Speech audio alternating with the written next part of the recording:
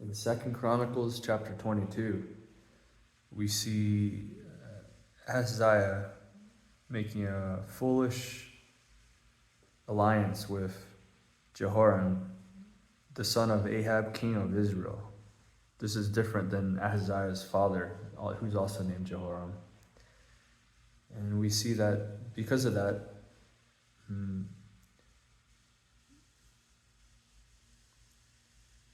they go to war and they lose.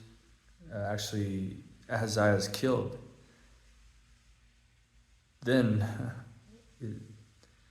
Athaliah, this is verse 10. Now Athaliah, the mother of Ahaziah, saw that her son had died. So she rose and destroyed all the royal seat of the house of Judah. She did this so that she could be in control. And we see the wickedness of the human heart. She's killing all her descendants. And actually, Satan is using this to cut off the line of David. If he can do that, then God's promise of a seed in Genesis 3:15, the one that would crush the head of the serpent, would not come true.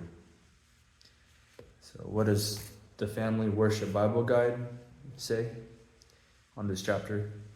1. Jehoshaphat's foolish alliance with the house of Ahab in 18:1 reaped such a bitter harvest that it nearly destroyed the line of David. The promise of God's covenant seemed to hang by a thread. 1 Chronicles 17:11-12. Satan certainly would have been happy with Athaliah's design to kill all the seed royal of the house of Judah. 2 Chronicles 22:10. He has been set against the seed of the woman from the first promise of God, Genesis 3:15. Sometimes Satan works by drawing the church into compromise and entanglement with the world. Sometimes Satan uses violence, as when he killed all the children of Bethlehem. And again, what a time. Right now is Christmas season as we reflect on that. Whether he entices us to sin or threatens us with persecution, how can we be prepared to stand against him? Well, unlike King Ahaziah in this chapter, we are to stand with truth. And what is truth? It's God's word, and also with God's people, those who stand by God's word. That's how we can be prepared against persecution and the threat of whatever Satan throws at the church. Then number 2, I didn't think of this one. This is exciting. The bravery of 2 women saved the line of Christ from extinction. One was a daughter of a king who was actually the sister of Ahaziah. Her name is Jehoshabeth in verse 11. It hit the youngest son of the king think about this, while the grandmother was killing the rest of her grandsons. The sister of Ahaziah hides the youngest child from the murder.